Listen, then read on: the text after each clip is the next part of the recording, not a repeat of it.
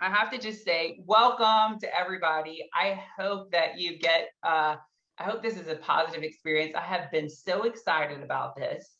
I'm a huge fan of Maisie. I'm so excited that we have her back. Thank you so much, Christopher. It's just such an honor that you would want to spend some time together this afternoon. So thank you for being here. Thank you for logging on. This topic today, burnout, is one that I feel very passionately about, and I'll talk about why in just a second, but I have been so excited about this afternoon to just have an opportunity to talk about what we've lived through and to talk about the burnout specifically that many of us have walked through or are still walking through. A question that I find myself asking people, I'm going to go ahead and share my screen. Hold on just a second. Let me move this. Right.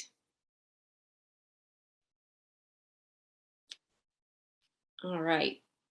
Can everybody see that?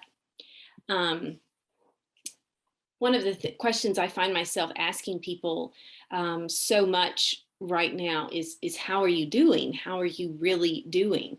And not that, oh, I'm fine, kind of the blow off, but how are you really doing? Just earlier this morning, I was exchanging some text messages with some friends, and we were all talking about how life just seems to have rapidly sped up in the past month or so, and we just feel so torn in so many different directions and trouble scheduling this and that. And so we're kind of in this interesting spot in COVID where it's not over. But we got sucked a little deeper back into the tunnel this summer with the rise of Delta and so forth and so on. I think with the news that children can be vaccinated, I think for a lot of people that's giving them a lot of hope that maybe we are coming to some sort of end of the tunnel.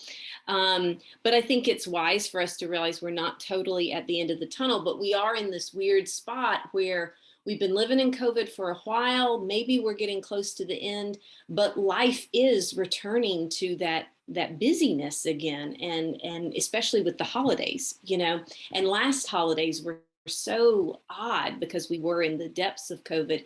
And so we're kind of living in this dual existence of still trying to survive and make our way through a pandemic, but also trying to catch up with normal life. And it creates a lot of wear and tear on our emotional well-being. So to this point of how are you doing, I would love to know how y'all are doing.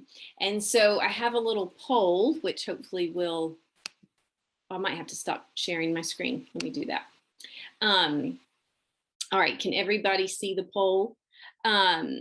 So these past 20 months have felt really long. 2019 feels like it was 5 years ago. I don't know about y'all, but 2019 feels like it was a very long time ago. Or maybe for some of you, time has flown by. I can tell you all the good shows on all the streaming services. We seem pretty divided in our love of TV, and I feel okay about TV. I will tell y'all, side note, I recently discovered a new show that just came out on Hulu called Dope Sick, and it is based on the book by the same name, and it is about the rise of the OxyContin crisis in the early 2000s.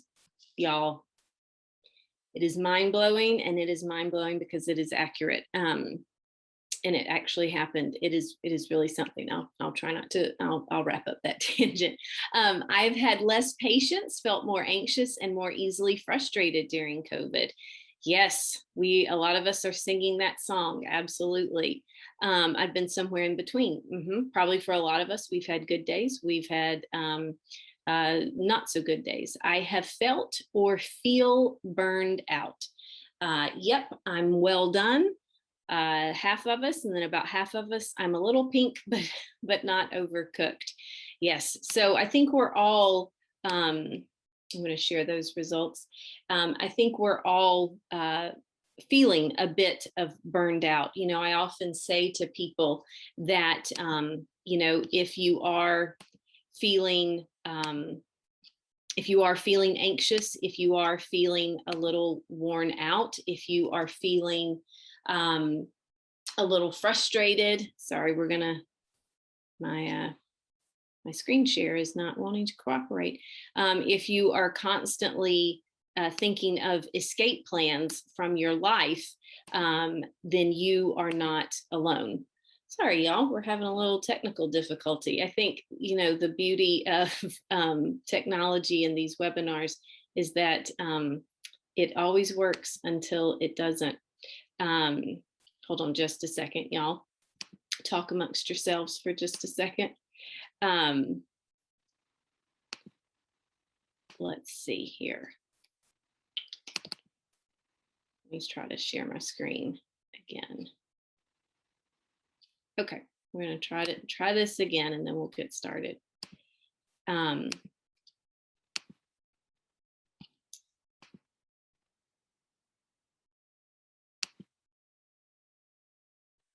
Okay, hopefully y'all can see that. And so, to my point of what I was saying, you are not alone if you are feeling anxious, if you're feeling a little more frustrated, a little more easily irritated, if life feels heavier now. These are the results from a Harvard Business Review survey that they conducted amongst 1,500 people across 46 different countries, individuals who had a variety of roles, most of whom were in supervisory positions. And what you can see from the numbers is that we're all feeling pretty much the same thing. 85% reported decline in general well-being, 89% in professional well-being, and 62% report struggling with burnout in the past 3 months. The thing that is interesting about COVID and our experience over these past almost 2 years is that COVID is a chronic stressor that has affected everything. There has been no escape. There is no corner that COVID has not touched in our lives. And as a result, we are understandably burned out. We are burned out from COVID, but like I was saying a couple of minutes ago, life is now, particularly with the holidays upon us, really returning to normal. And so we're still feeling worn out and kind of drugged out from COVID, but this treadmill is starting to speed up, and we're finding that we just don't have the stamina to keep up with the treadmill. Burnout is a word that we often throw around. We'll say things like, oh, I'm just so burned out. And as quickly as we can say, oh, I'm just so burned out, we quickly dismiss our burnout. And we dismiss our burnout by saying things like, oh, I just need to take better care of myself. I just need to drink more water. I need to get more sleep. I need to not stay up as late. I need to be more resilient. Or we sometimes dismiss our burnout by thinking, well, this is just what life is like when you're an adult and have a job and have responsibilities. Like, you're just supposed to be miserable. I think sometimes we fall into that trap of thinking, well, it is what it is. But burnout is not something that we can keep dismissing. Burnout is absolutely real, but burnout can be healed. We can recover from burnout. But the thing about burnout is it can't be healed by a few good nights sleep and drinking more water, which are often the tips that we hear. It just isn't that simple. Burnout is a much more complex experience. And if you have experienced burnout, then when somebody just says, well, you just need to get more sleep. You just need to get more sleep. That suggestion can just fall all over you like a glass of cold water. It just doesn't feel helpful.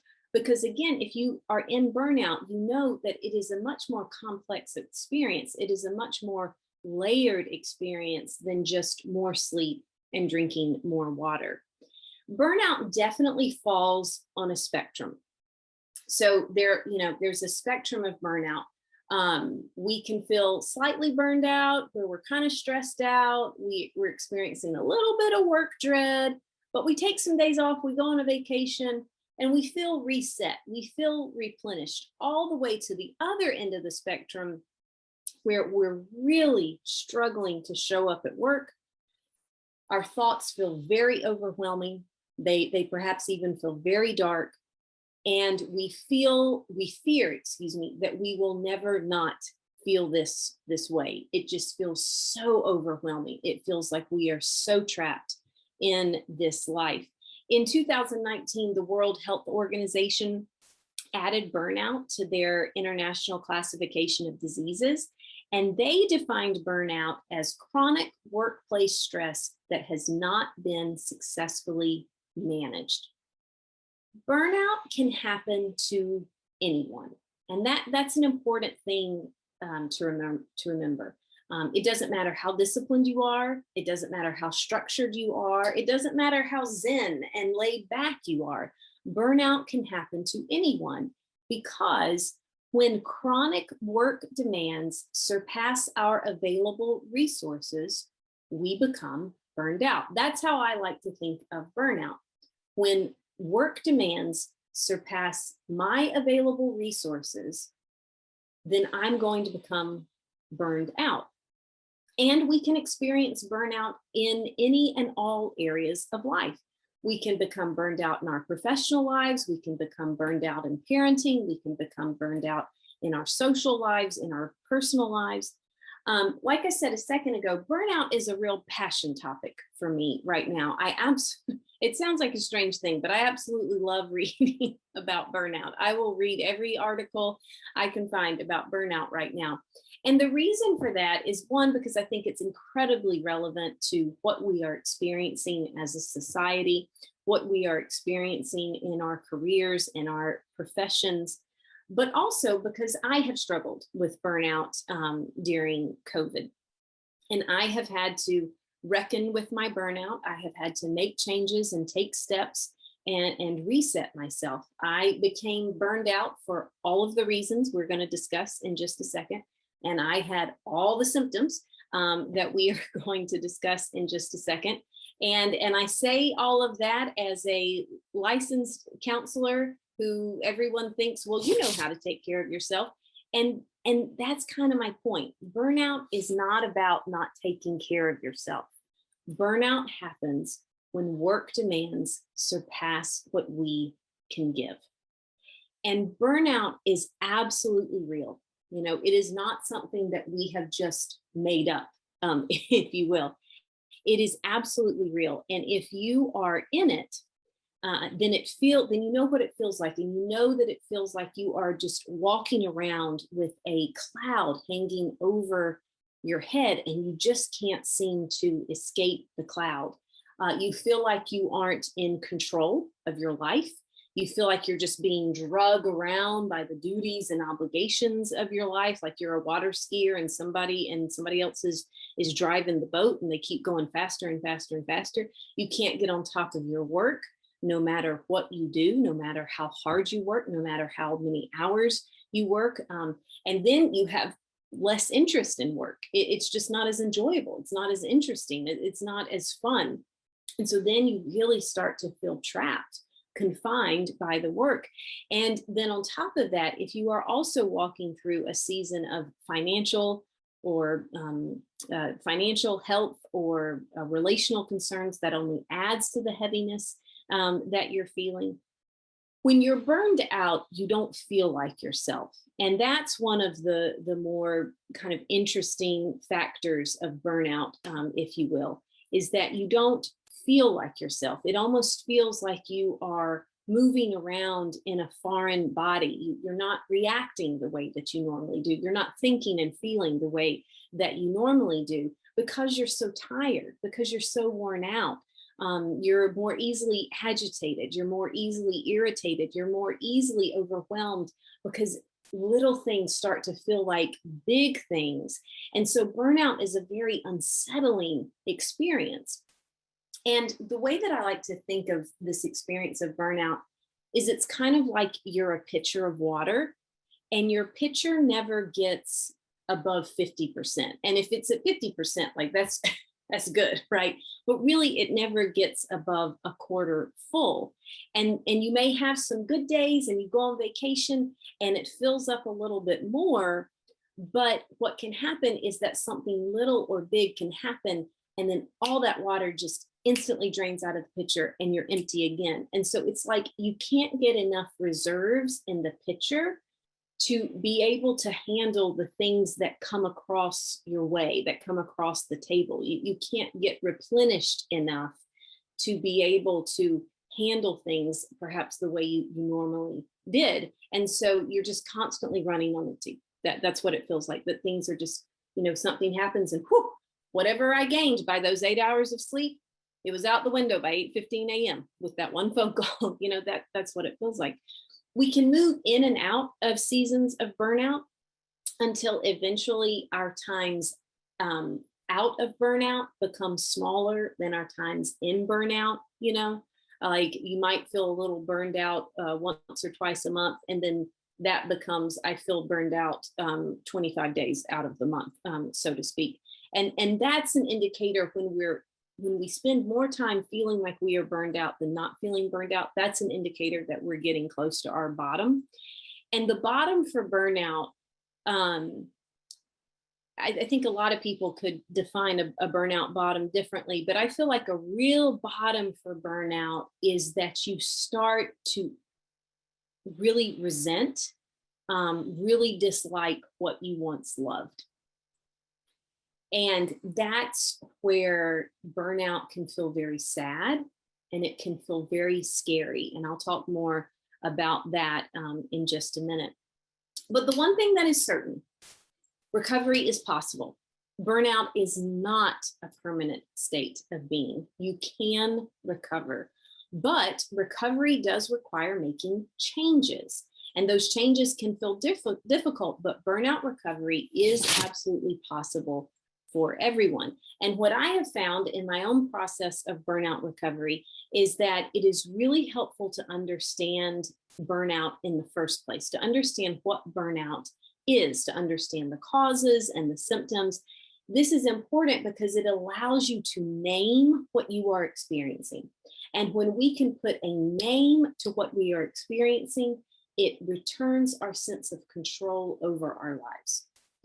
Like, ooh, I don't know what's wrong with me. I just keep shivering and I have these bumps all over my skin and I just keep shivering. When I can name that I'm cold, I then know that I need a jacket, right? And so when we can name our experience, it helps us then know what we need to do to heal the experience. So let's start by looking at some general causes of burnout.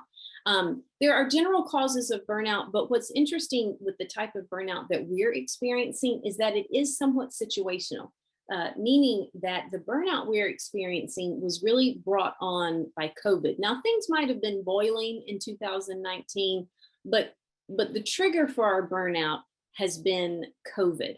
And so we're going to talk about some general causes of burnout, but we're also going to talk about why COVID brought on this burnout. So some general causes of burnout, regardless of the season of life or what's going on externally in your life. Unmanageable workload. This is really numero uno. We can work long hours for a time. We cannot work long hours permanently.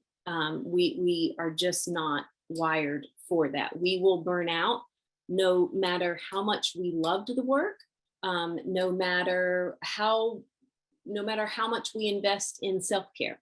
Long hours will lead to burnout. Working outside our competency and our comfort zone. So if you are having to adapt a lot for your job, either having to adapt for your personality, let's say that you're introverted and your job requires you to be very extroverted, that's going to send you on a path to burnout. Let's say that you are very much outside of your comfort zone with burnout in what you're doing in your tasks at work. And so you feel really outside of your competency, outside of your experience.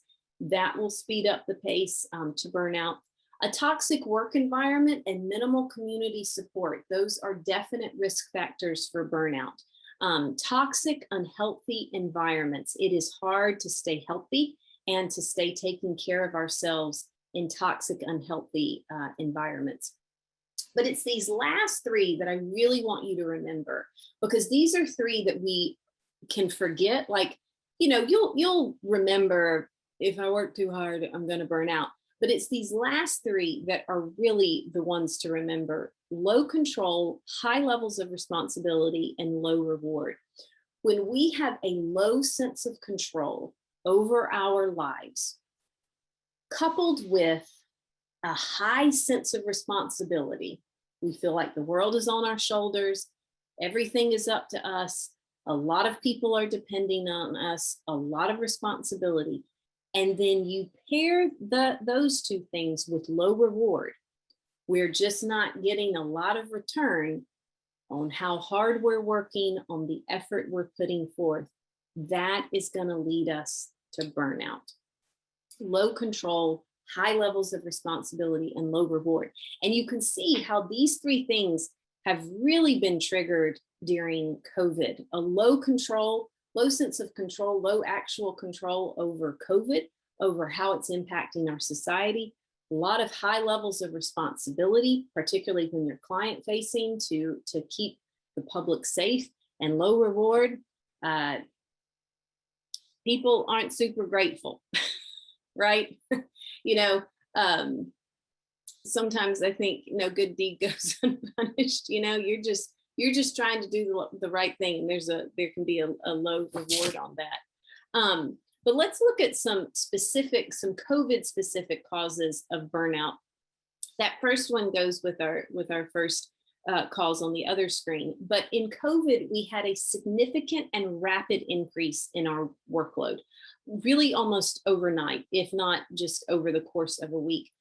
COVID required such sudden pivoting, such sudden problem solving, such sudden adapting, putting out the fires, on top of enormous uncertainty that we were facing. And that created suddenly a lot of additional work that many of us had never done before, and we had never had to think about before. You had never had to think before about how to keep library patrons safe physically, health-wise, in the library, beyond like, we're going to keep hand sanitizer on the desk during flu season. The lack of work-life boundaries at the beginning of COVID, and then particularly if those of you who are still working remotely, COVID has done away with a lot of very traditional and standard work-life boundaries with people working remotely. We didn't have a physical boundary anymore between work and home, because it was all happening in the same place. And that is a wonderful mark of convenience. But because there was not a physical difference between work and our home lives, we couldn't physically escape work, so we couldn't mentally escape it either. And so as far as our minds knew, work was still all around us, because we didn't have that physical transition of, I'm going into the library, in the office, I'm coming out, and I'm going home. To go along with this, what we've seen over the course of COVID is that the American workday has gotten longer. The American workday has gotten longer by 45 minutes. And then on top of that, employees have taken less PTO during COVID, because there's kind of been this thought of like, I don't really have anywhere to go, and so what's the point? But all of this put together, there's just no work-life boundaries. People are just working, returning emails at 11 o'clock at night, always on their computers.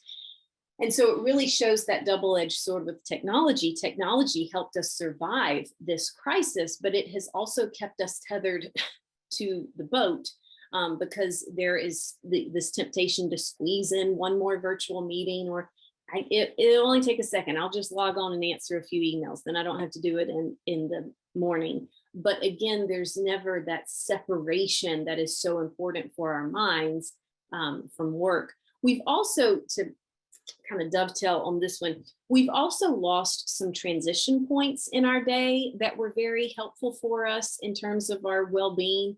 Walking in the office, in the library, walking to and from meetings. So many meetings are still virtual now. And getting up from your desk and walking into the meeting room or walking into the break room, those were important transition points for us physically and mentally. It added variety, it added stimulation. Those door jam conversations are very helpful work-wise, but also again for our well-being. You know, it really is good for you to know what Gladys did over the weekend. It's good for your well-being because again, it provides some stimulation. Another COVID specific cause of burnout is death by meeting. Meetings have increased by 13% during COVID. We love a meeting during COVID. Zoom users at the beginning of COVID, there were 10 million daily Zoom users. There are now 200 million daily Zoom users. And so what we know about meetings, the reason this is important to understand how it's factoring into our burnout is that too many meetings can interfere with productivity. Too many meetings can interfere with productivity. And when we feel less productive, we feel less effective in our jobs. And that sends us into burnout, not to mention the Zoom fatigue and the screen fatigue. And then lastly, a COVID specific cause of burnout is just the enormous uncertainty and forced change that we experience. And your profession in particular has been significantly impacted by COVID. You were shut down for months, first of all. There was enormous job uncertainty. It was bizarre job uncertainty. Did you ever think you'd live in a day in which going into a library and standing next to someone and looking at a book could be lethal to your health? So just enormous uncertainty, enormous forced change. And then also you were forced into positions that you didn't choose. You know, you were forced to be a mask enforcer. And that's not a fun job in the public. You were forced to make decisions that maybe you weren't sure about or comfortable with about when to return to work and what that should look like. So high degrees of uncertainty and forced change. So it's important to understand the causes. It's also important to understand the symptoms of burnout, because what I have found with a lot of people is that they can be burned out and not realize they are burned out. Or they can be burned out or they call it something else. And again, there is real importance in naming what we are accurately experiencing, because then that helps us know what we need to do next. And so burnout is different than depression. We might feel depressed when we're burned out, but they're two different things. And I'm just giving an example, and they require two different paths of recovery. So let's look at some symptoms of burnout. What we first will see is low physical and mental energy. And this can manifest in exhaustion, in insomnia, and headaches. I know so many people are experiencing sleep disturbance now, or they have been during COVID. But burnout is not just psychological. Burnout is absolutely physical as well. We can feel physically lethargic. We can feel mentally lethargic. It can feel like I just cannot get untired. No matter how much I sleep, I cannot get untired. It's a bizarre kind of tired. Or you can be on the opposite end. This also happens where you just feel so antsy. You feel so wired that you feel like you're going to crawl out of your skin. You just have so much adrenaline coursing through your veins. But physically, just generally speaking to this point, you don't feel like yourself. You just don't feel like yourself. The low mental energy, what that looks like, we have trouble concentrating, we have trouble focusing and remembering. We also see when we're burned out an increase in our cynicism and kind of that attitude of like, okay, right, just an increase in that cynicism. And this is dangerous because it leads to disengagement. It leads to disconnection, and it creates this spirit of suspicion about everyone and everything. You know, it's not going to work. Why even bother? It's not going to work. You know, what's your anger? Oh, I'm angry. I'm sure they'll back out. Like there's just suspicion about everything.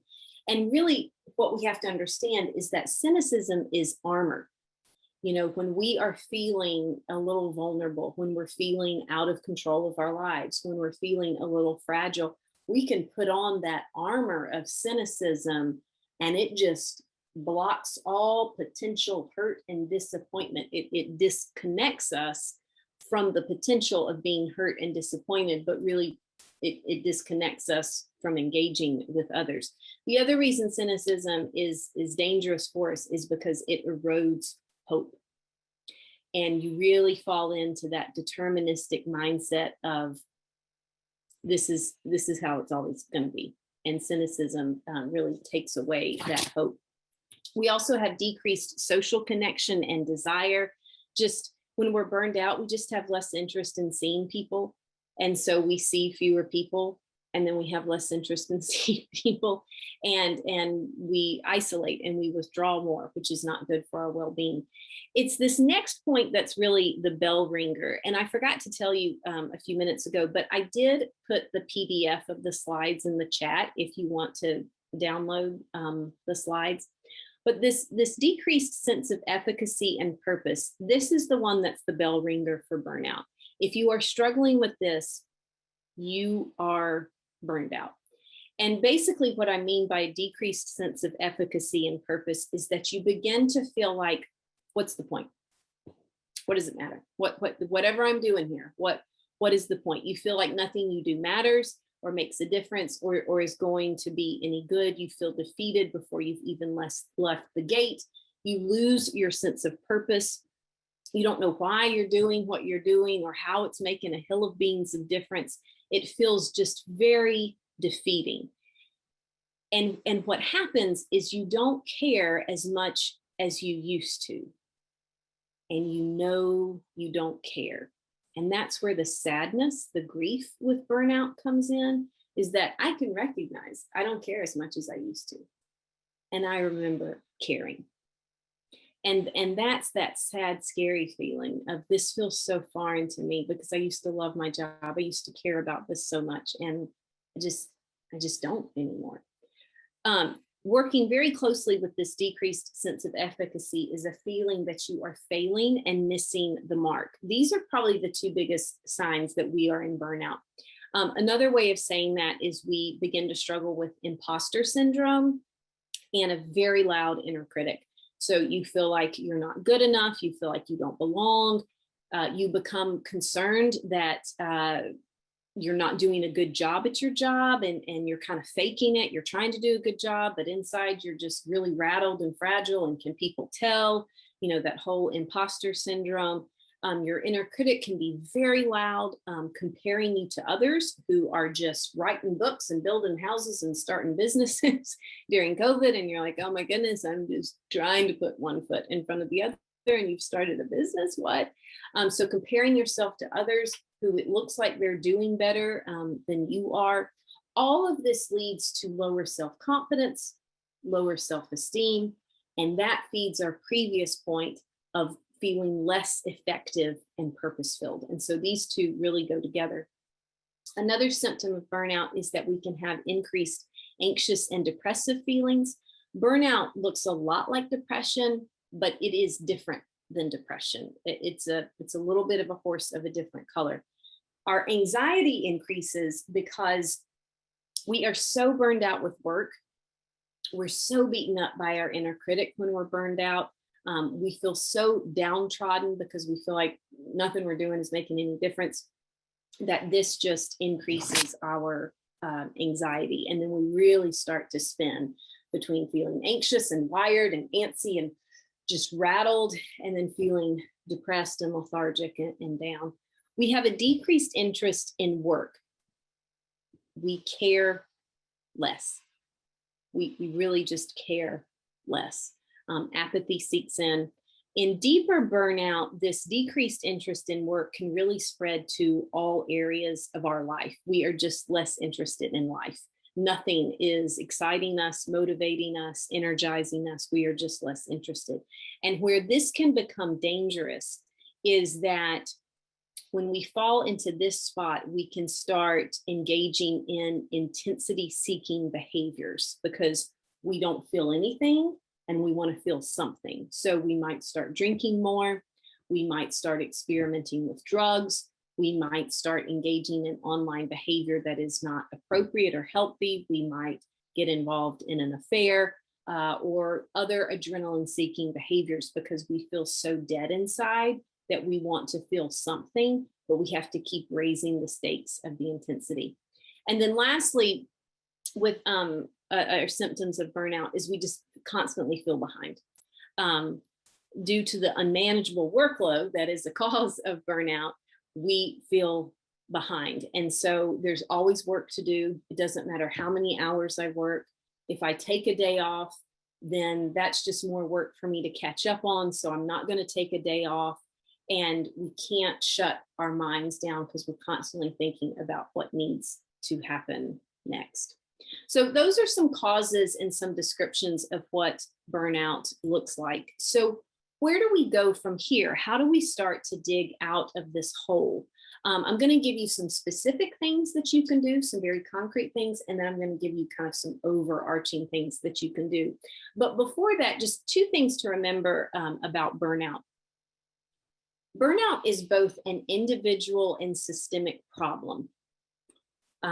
Meaning, yes, we can feel individually burned out, but our burnout is always connected to our environment, whether that's our personal environment or our professional environment.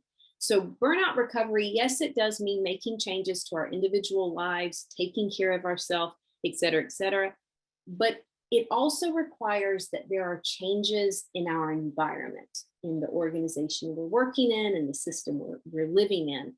You can put all the self-care practices into place. You can do all the things everybody tells you to do. But if your environment stays unhealthy, if your environment stays toxic, it's kind of like you are chained to a wall and you're only going to be able to go so far until the chain snaps you back. And so we want to make changes to our individual lives, but it's also going to require our environments to change for us to move into recovery from burnout. And if your environment does not change, then you might have to change your environment, meaning you might have to get a new environment or somehow make some shifts in your environment. And I recognize that is much easier said than done. But it's an important thing for us to remember as individuals. It's also an important thing for leaders to hear. And leaders, I know that you are burned out too, but this is a real opportunity. COVID wrecked our lives for 2 years, but we're now standing on the threshold of a real opportunity to reshape our work environments so that they are mentally healthy. And it's an exciting opportunity. The other thing I want you to remember before we dive into these recovery strategies is that because burnout feels so much like depression, or it can, our biggest hurdle to burnout recovery is going to be ourselves. Meaning, when you're burned out, you don't have the energy or the desire to really do anything. But to move into recovery, you have to do something. You're not going to want to make the changes. You're not going to feel like making the changes. But to move into recovery, you're going to have to do the things you don't want to do or you don't feel like doing. And once you start making the little changes, momentum will come, motivation will come, but it's kind of getting over that hurdle of, I don't see how this is going to work, so what's the point? It's overcoming that hurdle of like, okay, I'll try, right? So let's look at some strategies to move into burnout recovery. First and foremost, we have to reestablish work-life boundaries with sustainable workloads. We have to do this for ourselves. We have to do this for our teams. For the sake of our mental health, our work days have to have a beginning and an end, a clear beginning and a clear end.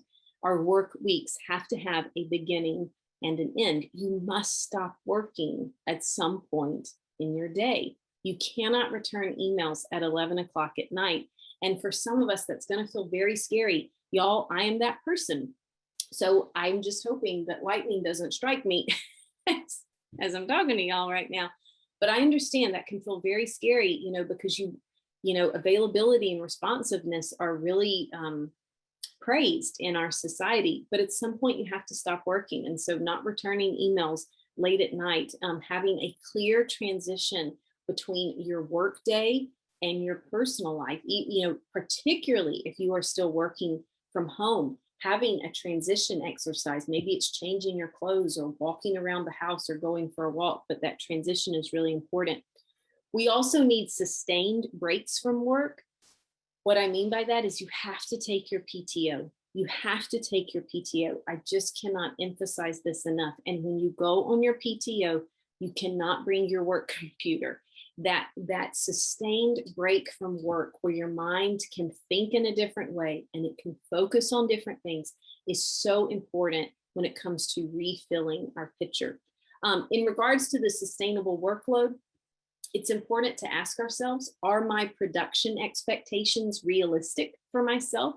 If for some of us, we just simply don't have realistic production expectations for ourselves. And then we beat ourselves up because we didn't get everything done on our to-do list. Well, it's impossible to get everything done on some of our to-do lists because they're too long.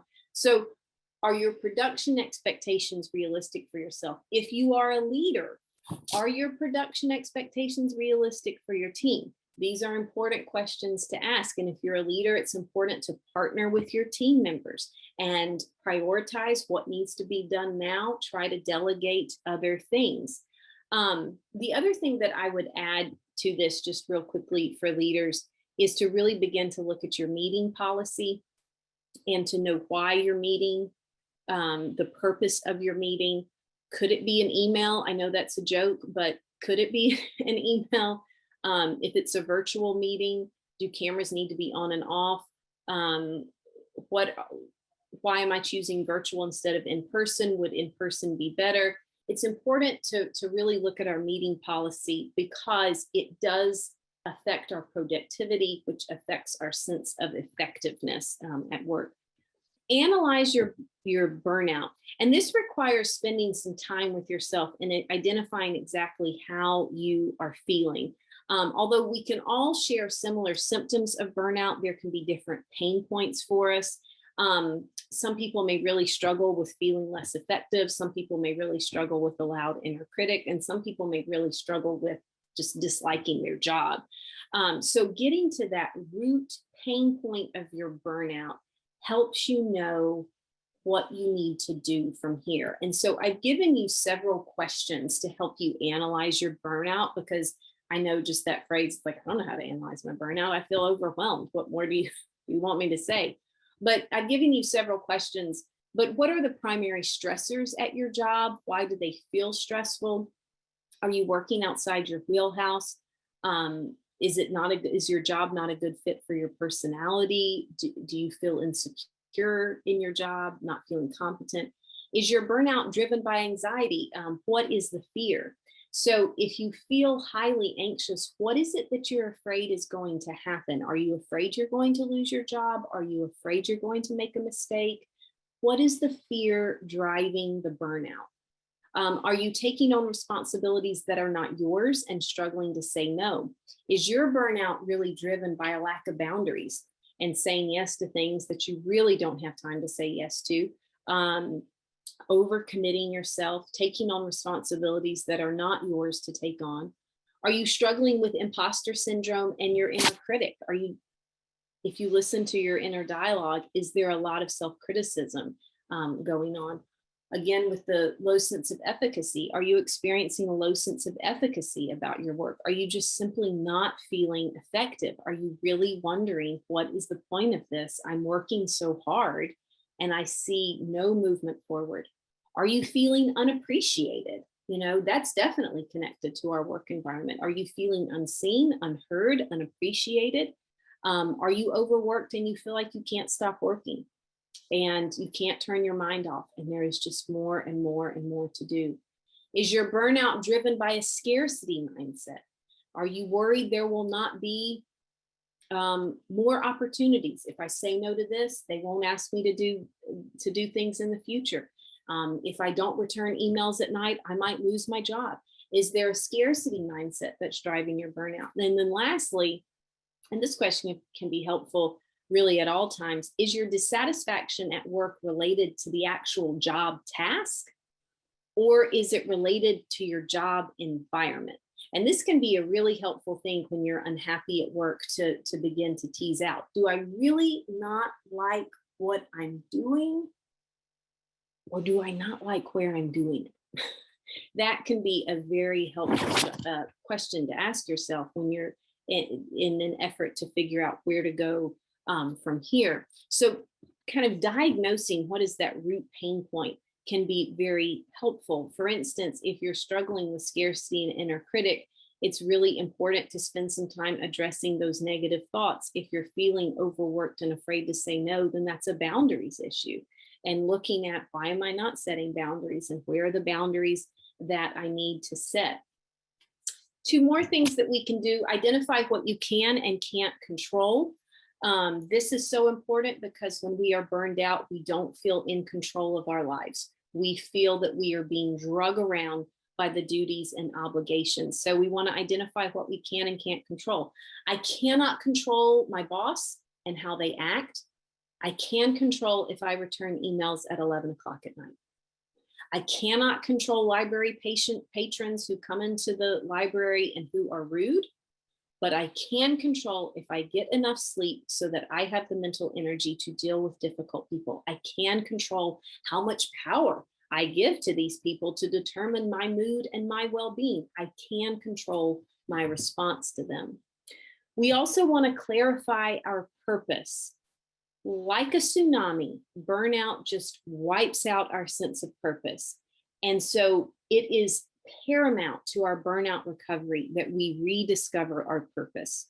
And that might mean reframing our purpose. So I'm not talking about lifelong purpose for the rest of my life, but what is your purpose right now for this season in this job? Do you love this job? Do you just need to rediscover the love for that job? Or maybe your purpose right now in this season is to make money, and that's okay. And you're making money to pay off some debt or to save some money or to provide for your family, but reframing that purpose of, what is my purpose right now in this season? I need a reason to get up in the morning. And what is that purpose? You also want to make sure that your purpose and your priorities and your actions are in alignment. So if I say that my purpose and my priority is my family, but I work all the time, and I never see them, then I'm out of alignment, and that's going to lead to burnout. So we want to actively rediscover our purpose for this season. We also want to engage in life-giving and healthy relationships, particularly if we are struggling with a low sense of effectiveness. This is very helpful. Healthy, life-giving relationships. Unhealthy relationships and isolation are just about the worst things that we can engage in when it comes to burnout. So we need healthy relationships in our lives. We need people we can share with, we can open up to. We need people who understand our experience and aren't going to correct our feelings. Very closely linked to that, we want to practice self-compassion. Self-compassion is an absolute key to burnout recovery because we do experience an uptick in self-criticism and negative thinking when we are burned out. So self-criticism helps us counteract that loud inner critic and that self-criticism. Self-compassion also helps us set boundaries, to lovingly remind ourselves it's okay to say no. I'm not responsible for everything in everyone's life. And so again, that self-compassion of giving ourselves permission that I need to take these steps right now because I'm still living through a pandemic and I'm just not myself. That self-compassionate way of looking at that. And then the last two, and this first one on the slide, engage in rest and fun. I recognize that sounds trite, but from my perspective, both personally and professionally, I feel like reestablishing work-life boundaries and engaging in rest and fun are really the two most important things when it comes to burnout recovery. When we are burned out, nothing is fun. We lose interest in things. Nothing is fun. And we feel consumed by exhaustion and feeling overwhelmed. And so that is why burnout recovery really requires the presence of fun. Yes, we need rest, but we can sleep 8 hours a night and not feel rested, right? We've all been there. What we need is not just rest, but we need restoration. And that's where fun comes in. We need, and restoration / fun comes from doing things that are different from our day-to-day lives that stimulate our minds in different ways. So variety and stimulation, that's what fun is.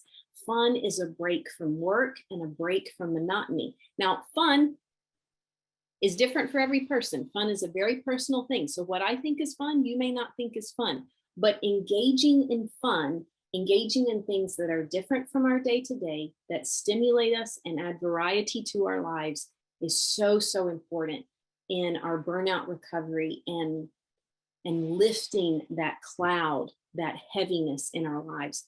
And then lastly, I put this one, which I feel like you always hear, but I felt I needed to be responsible and touch on it as well, of taking care of your body. Be very aware of the roller coaster that many of us live on, of caffeine and alcohol. That caffeine in the morning to wake us up and alcohol in the evening to slow us down. It is an up and down for our moods, and nothing good comes of it. So we want to be aware of it. We also want to be aware of again, how much sleep we get. And that revenge bedtime is a new term, but staying up late because you feel like that's the only way I have any control over my life, or these are the only hours that I have. So taking care of our bodies, getting outside, moving our bodies, that helps release the adrenaline that is stored up in our bodies when we are burned out. And then I just wanted to briefly touch on this for the leaders who are on the call, but there are steps that we can take to recover from burnout, that we have to take in order to move from burnout. But ultimately, what we want to begin to do is to think about burnout prevention. How can we live our lives individually? How can we organize our workplaces so that we can prevent burnout? And so these are just 3 things that I wanted to share. I don't have time. I've already gone over. Sorry, Christopher. I don't have time to go deeply into them, but practicing empathetic leadership, and very specifically what I mean by that is checking in with your team, checking in individually, having small group check-ins. Ask them, how are you doing? How are you doing? What is working for you right now? What is not working for you right now? How can I be of support? That communicates that you care, that communicates that you are interested. Create a culture of appreciation. People stay where they feel seen, heard, and appreciated. And appreciation is such an important antidote to burnout and that struggle with feeling effective. And then lastly, make mental health an everyday topic, something that we talk about. We're always talking about how we're doing, providing resources for your team. But thank y'all so much. I see a couple of questions, a couple of comments in the chat. I want to look at those very quickly. But I just want to thank y'all for tuning in today. Thank you for the opportunity. If you would like to stay logged on, I'm happy to stay logged on and answer any questions that you may have. I would just like to leave you with this last word, that if you are feeling burned out, please know that you are seen. Please know that it is real, and please know that it is not permanent. And we can take the steps that we need to take. We may not want to take them, but we can take the steps that we need to take, and we can move into recovery, and we can find that lightness and that goodness in life again. So thank y'all. And I will, if you have any questions, please feel free to type them in, Christopher, if that's okay. And I'm happy to answer any questions. I did see a question just scrolling up. Someone asked, how can we prevent staff burnout or support burnout recovery from a leadership perspective? And so I'm happy to just touch on that quickly if you'd like. Yes, I think that is so important. I think, first of all, like I was saying a second ago, just this practice of empathetic leadership and the posture of curiosity. Empathy and curiosity, like those are kind of the 2 key words. but to check in with your staff, either individually or to break them into groups of 3. I don't know how large y'all's staffs can be in the branches, but and to ask them, how are you doing? What is working for you right now? What do you need? Where do you feel like you are struggling? Where do you feel like you're underwater? What do you feel like is going well? And to really take on that posture of listener, of curious listener. And they may give feedback that really ruffles your feathers and that, like makes you want to get a little defensive. But this cog in the machine that we are struggling with, that feeling from COVID where we feel like we have no control over our lives and we're being jerked around by this enemy force of COVID. And, one of the antidotes to that is being heard. And so as a leader, if you can create times and experiences where you are really hearing from your staff and hearing what they have to say, inviting them to participate in changes that need to be made in the work environment, getting their feedback, again, truly asking how they are doing, sharing things like this about burnout so that you can put a name to what they might be experiencing, and to not make it like a taboo thing, like, oh goodness, Susan's burned out, don't tell anyone. But Susan's burned out, and so is Tim and Dan and Gladys. Like, we're all a mess, and just make a mental health and well-being. If you're uncomfortable with the term mental health, just well-being as part of our dialogue. I read a great tip the other day that as a check-in for like meetings at work, as a check-in, rather than asking everyone how they're doing, you can ask people to give themselves a rating, like on a scale of 1 to 5, because for some people, they may feel more comfortable saying a number than like a feeling word. And so 1 to 5, how's everybody doing? Susan, how are you doing? I'm about a 4 today. Mary, how are you doing? I'm a 3. John, how are you doing? I'm a 2. And follow up with John. Anyone under a 3, follow up with them. Hey, I just want to touch base. How are you? How's work? Is there any way that I can be supportive right now? And then just to piggyback on what Christopher said, that culture of appreciation is so, so important to burned out teams, for them to know that what they are doing matters and it makes a difference and it is seen. And so little and big ways that you can show appreciation, shooting people an email, a handwritten note, calling somebody out in a meeting. Those are just such valuable things that you can do for a staff who that is struggling with burnout. What can you do to help coworkers who can tell you are experiencing burnout? I think don't be afraid to ask. I think so often we're afraid to ask. We're afraid to bring something up. You asking about somebody's burnout isn't going to make them burned out. It's like when somebody's grieving, we're always afraid to ask about their grief. You're not going to remind them that their loved one has passed away. They're thinking about it every minute and every hour. You asking about them in an appropriate way is showing that you remember and you notice. And so the same with burnout. If you have a team member or a coworker that you can tell they are just struggling, if you don't feel comfortable saying it verbally, to shoot them an email, just, hey, I just want you to know you've been on my mind. I noticed you seemed kind of down lately. How are you doing? If I can be of any support, if you want to talk or grab lunch sometime, I'd love to be of support to you. But don't be afraid to ask. Don't be afraid to call out what you see in a loving, empathetic manner. When your strength is not talking to others, what can we do? I totally get that. And that's where I think, yay for email and text messages. If you feel uncomfortable talking to people directly, it's okay to send them a message. Hey, just wanted to check in. I just wanted to see how you were doing. How are things week to week, day to day for you? People just want to know that somebody cares, and whether you do that verbally or written, it has the same positive impact. I'm seen, I'm noticed, I matter, and those are powerful antidotes to burnout. Yeah.